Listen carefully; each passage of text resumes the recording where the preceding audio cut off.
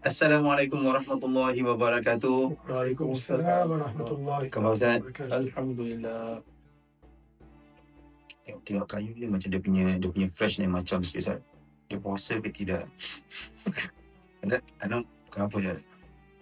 Tengok macam clear tadi dia di belakang ada macam air kurang sikit. Kumu-kumu. Apa? Masuk 3 keluar 2.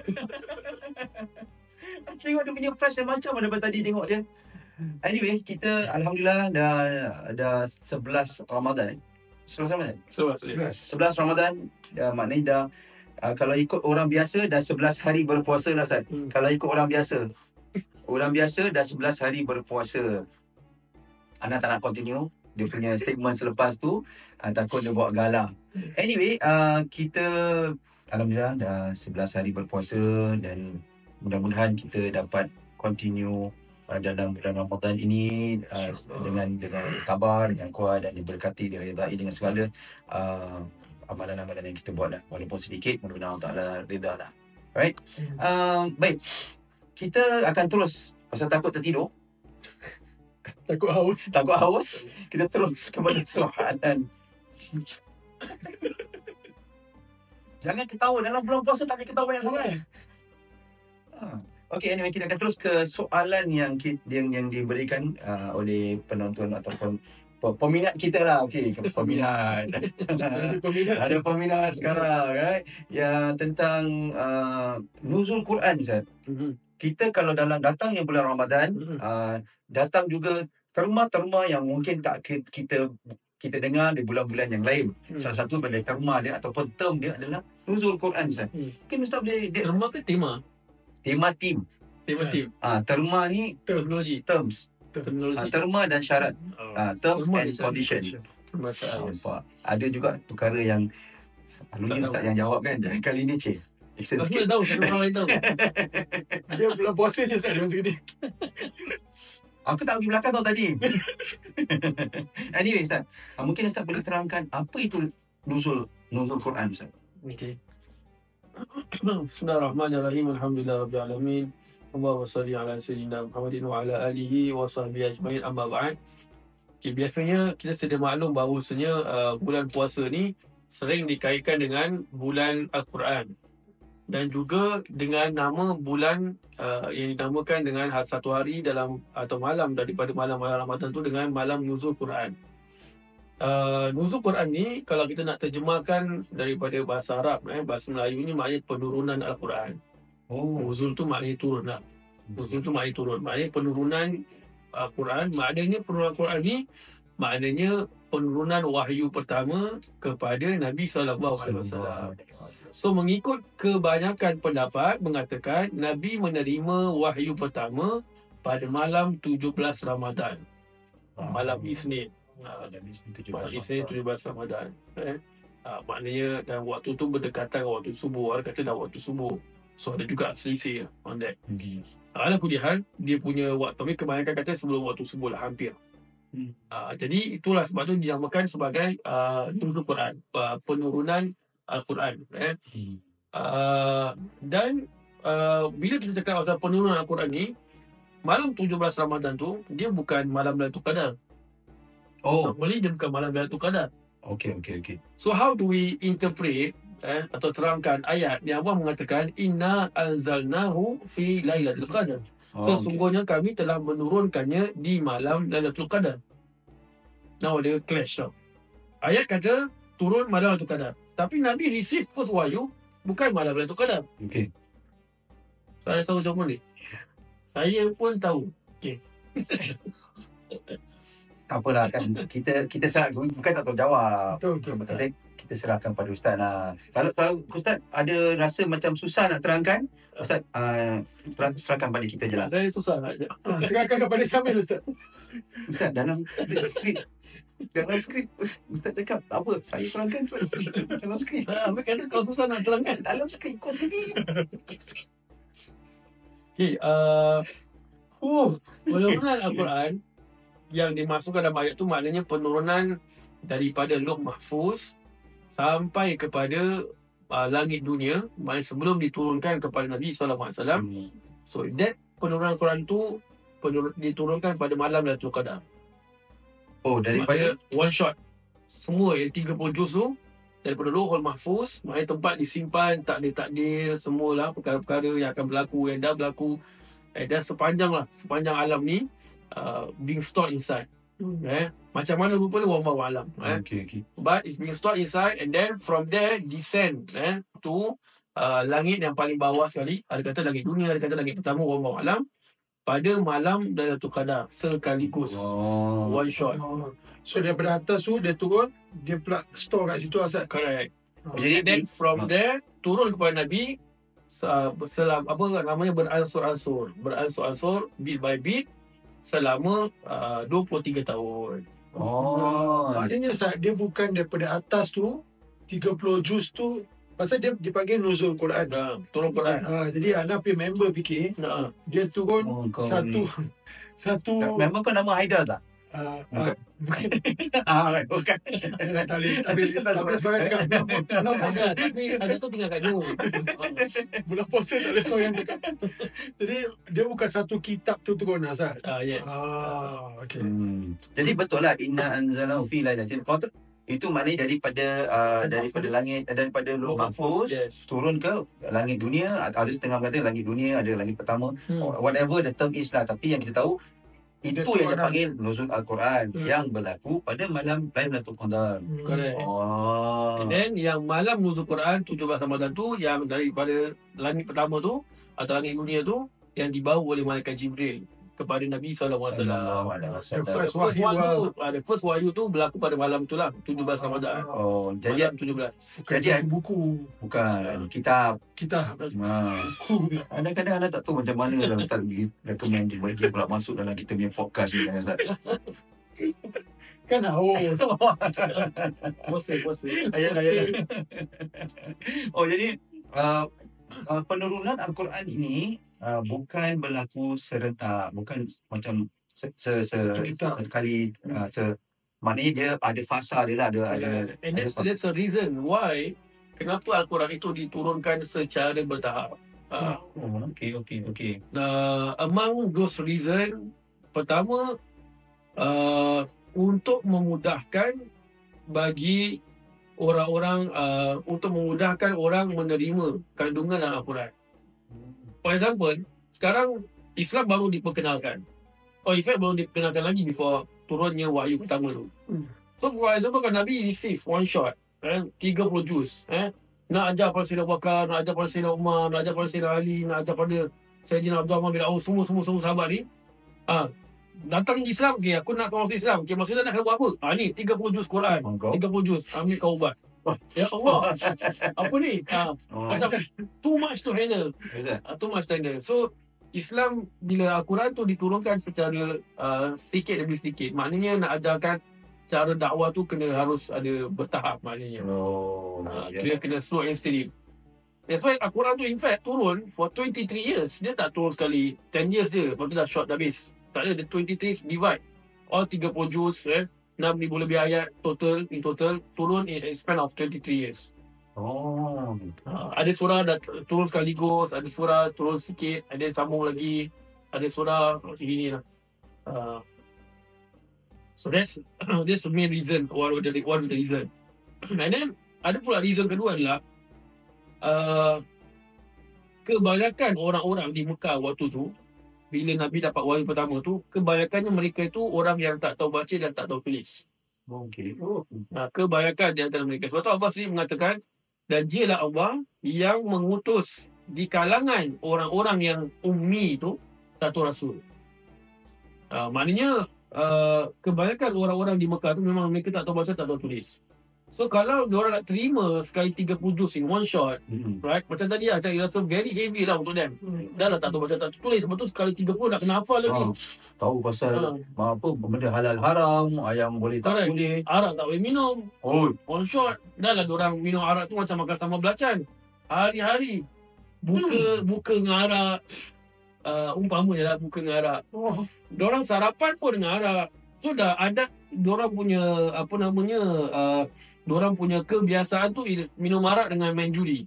Kalau jumpa mesti nak kena ada arak. Macam zaman sekarang mesti nak kena ada gudang garam, for example. Mesti nak ada kopi. Gudang garam mesti partner dengan kopi. Betul. Jadi Jangan cakap sekarang, belum waktu. bukan time tengah puasa dah hari. Nanti Itu depan raya. untuk nanti.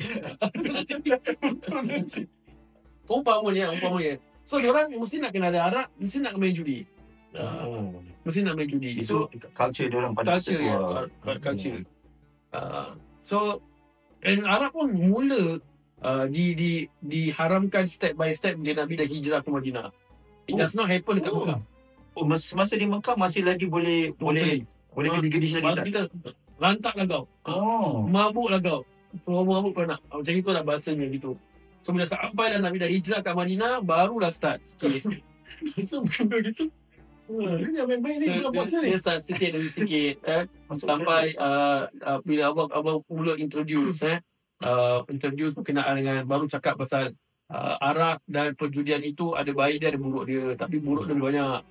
Tapi tak bilang haram. Masih ni baru start. Lepas tu sahabat masih minum-minum sampailah bila dalam sembahyang isyak atau sembahyang maghrib baca surah Al-Kafirun tu balik.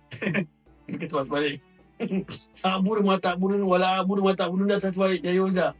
Jadi Itu kadang-kadang Tak mampu pun Aku nak cakap yang waktu balik ni kan dia tak, kan subjektif tau Ustaz. Kalau dia tak introduce alkohol pun dia boleh je gitu juga. Setengah-setengah lah members kita lah, bukan kalau kita dia budun pergi.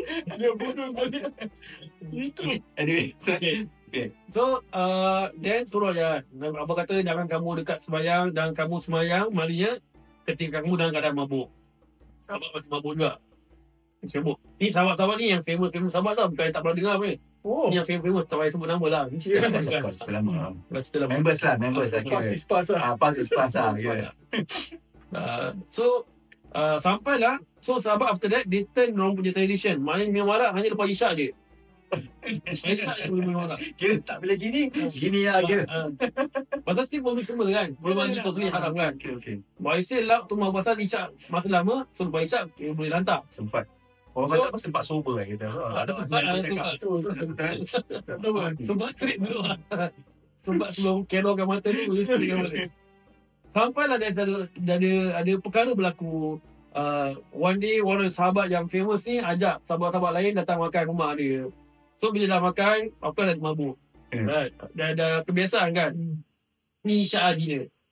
Kau buka puasa lah. So bila tengah dinner tu, dah mabuk, si sahabat yang muhajirin ni dah baca syair condemn si Ansar. Sahabat Ansar. Yang Ansar pun ngamuk. Apa ni? Dah mabuk-mabuk lah. Asal nak kau nak cakap pasal kita pula? So member ambil satu tulang unta dah pergi seketuk.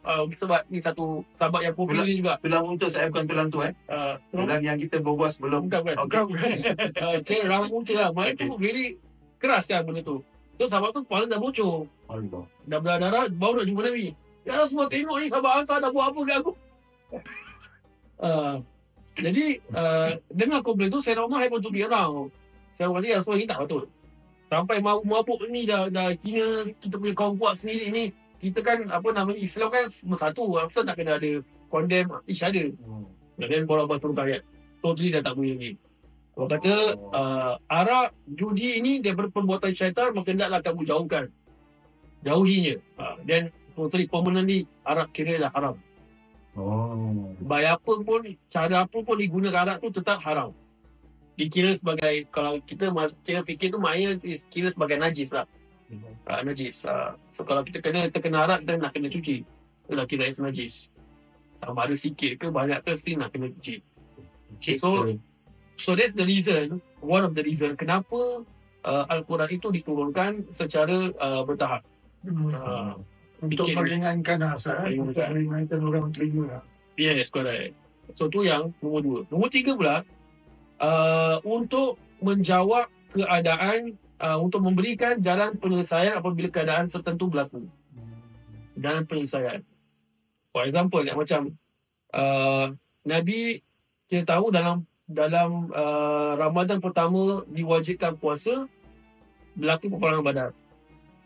Maksudnya itu peperangan yang paling besar dan peperangan yang pertama kali berlaku. Jadi anything yang happen or related to perang, semua pertama kali experience. Okay. Tak pernah experience before that. Alright. Maknanya peperangan yang literally jadi tikam menikam lah. Jadi habis perang, Nabi face no issue. Isu berkenaan dengan harta rampasan nak buat apa? Harta yang ditinggalkan, the spoil of war, yang tertinggal ni nak buat apa? Isu yang kedua, the prisoners of war. Tawanan peperangan. So ni nak buat apa? Dan baru turun ayat. Dan certain happen macam ada situation, for example macam kadang-kadang Nabi tunggu wahyu turun. Contohnya berkenaan dengan kisah yang di mana Sayyidatina Aisyah radhiyallahu anha difitnah. Nabi tunggu ayat turun untuk membenarkan Siti Aisyah tak berlaku curang. Turun ayat. Dalam surah An-Nur, cerita yang tersebut atau ayatnya tersebut. So dia clearkan that situation. Itu dia one of the purpose lah maknanya. Jawab soalan jalan penyelesaian situasi tertentu dan juga menerangkan keadaan. So one of the reason kenapa Al-Quran itu diturunkan secara bertahap. Sebab yang keempat pula untuk menjadikan jawapan kepada soalan-soalan yang tertentu yang ditanya oleh orang-orang di zaman Nabi khususnya. Sama ada orang-orang musyrikin ataupun orang-orang Yahudi atau Nasrani. Lepas tu kalau kita melihat sebab dalam bahasa kita ada panggil asbabun nuzul, sebab penurunan wahyu, certain ayat dia ada reason behind dia punya revelation itself.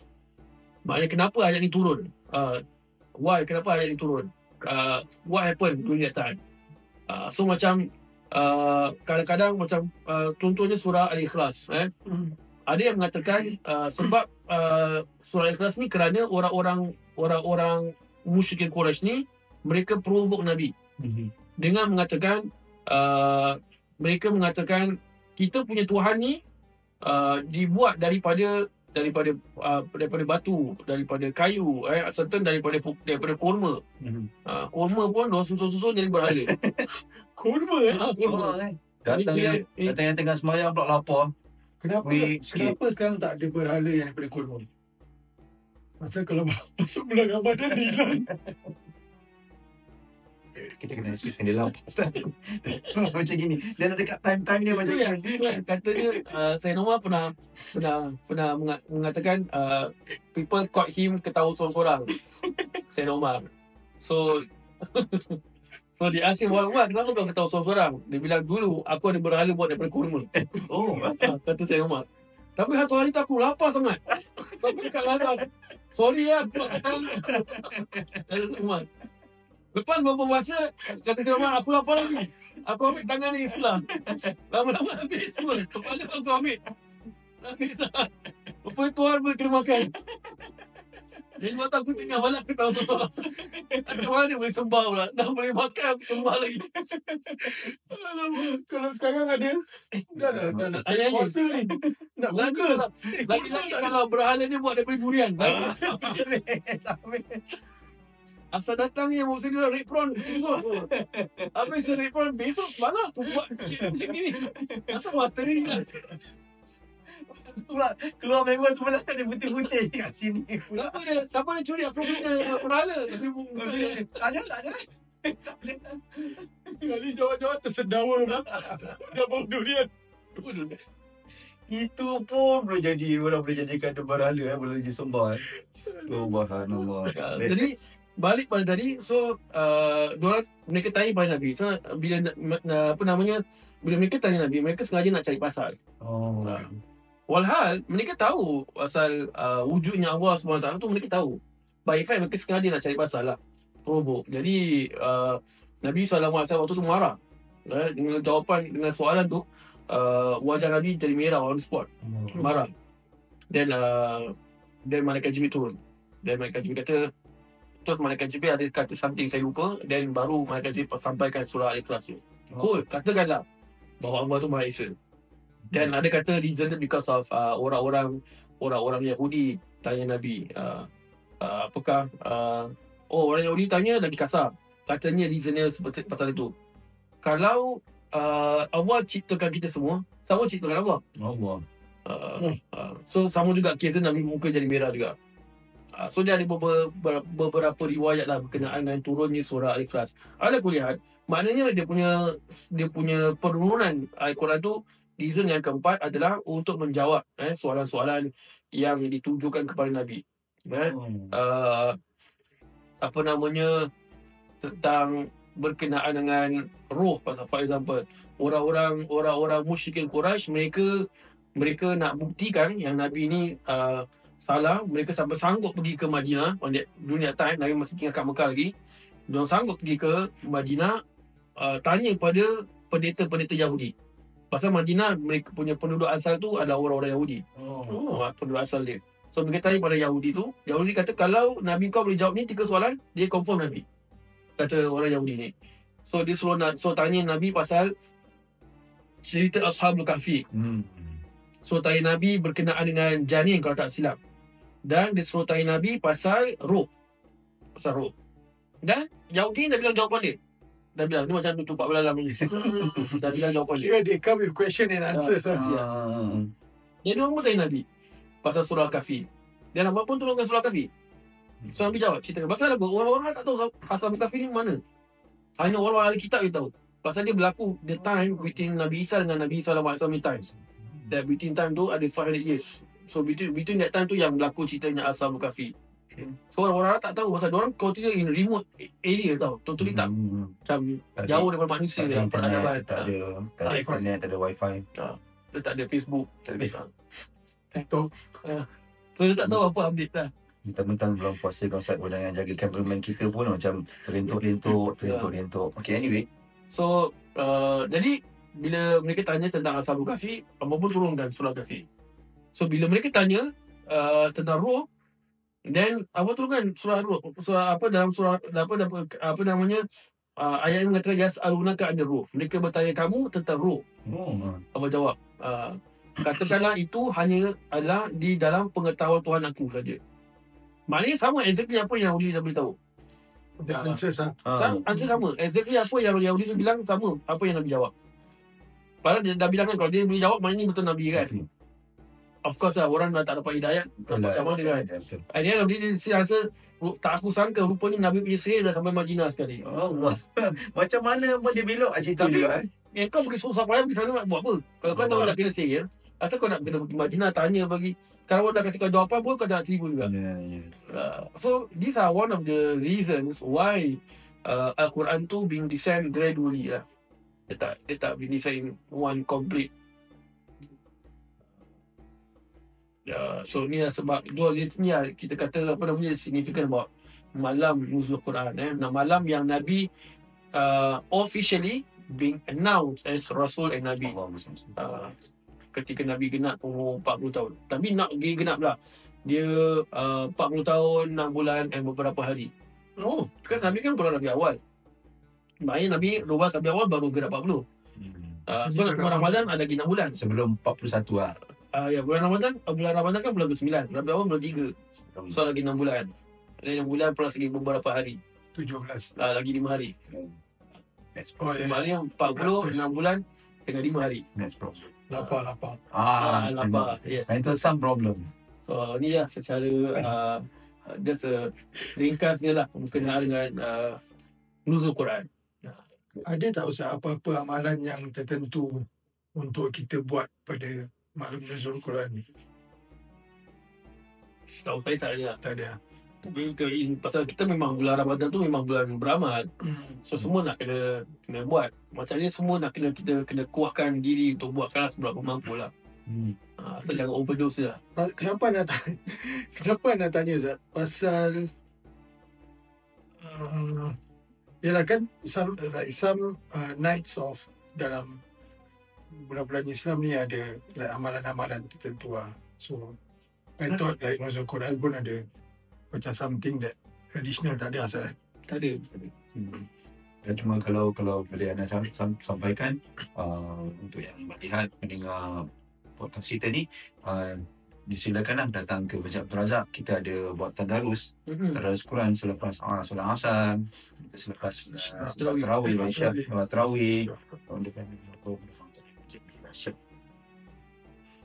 Okay, so silakan. I think the best way, antara cara-cara yang baik untuk kita appreciate Quran ni adalah dengan membaca ni lah. Selain daripada, of course, lebih baik kalau kita dapat tadabbur, kita dapat lagi dengan tafsir dia, kita dapat apa, kita praktikkan dia. Tapi kalau yang sebagai permulaan, kita belajar macam mana nak membacanya dan kita membaca ni. Dan di Masjid Abdul Razak juga kita ada kelas-kelas tajwid. Kita juga ada Ustaz Azmi Yunus yang juga menjadi seperti macam kita punya ustaz yang akan address isu-isu tajwid. Kalau ada pertanyaan-pertanyaan tentang tajwid untuk memperbaiki bacaan kita, silakan anda datang ke Masjid Abdul Razak. InsyaAllah dengan cerita tak salah Ustaz Azmi akan mula kelas tajwid dia lepas bulan Syawal dengan cerita lah, nak tak tahu. Tapi follow us on our social media. Kalau kita ada kelas modul baru-baru tentang tajwid, kita akan war-warkan di social media kita. Jadi Ustaz ada apa ni? Kita dah bincangkan bagi yang tak tahu apa itu nuzul Quran. Alhamdulillah, mudah-mudahan penerangan daripada Al-Fadhil Ustaz Syed Yusof dah tahu, dan juga bila berlaku dan proses penurunan Al-Quran itu, dan juga kenapa diturunkan secara bertahap-tahap. Jadi Alhamdulillah dengan secara ringkas Ustaz dah buat penerangan. Jadi kita pun tak boleh berlama-lama sangat. Pasal apa, dah mula bau yang kat belakang tu. Jadi takut pula diorang tak tahu apa nak buat dengan bubur, dengan hari Rabu. Bukan apa? Tak ingat pula. Okay. Masih lama ke silap? Kita macam-macam lah. Kita iftar simple-simple lah Ustaz, macam biryani, mandi, sambung, simple-simple dia, ringan-ringan. Jadi silakan datang ke Masjid Abdul Razak untuk iftar bersama kami, dan juga boleh bersama-sama buat solat tarawih bersama-sama dengan Fadil Ustaz Syed Yusof, dan juga malam ni Ustaz Yusof lah, hari Jumaat, dengan imam-imam yang kita akan kita jemput. Okey, dengan itu selamat berbuka puasa, dan mudah-mudahan kita akan dapat berjumpa lagi pada minggu hadapan dengan soalan-soalan yang mudah-mudahan kita dapat memberikan penjelasan. Kita pula Ustaz dapat memberikan. Kita ni betul ronsen je macam cucuk-cucuk. Okey, dengan itu wabillahi taufiq wal hidayah. Assalamualaikum warahmatullahi wabarakatuh. Waalaikumsalam warahmatullahi wabarakatuh.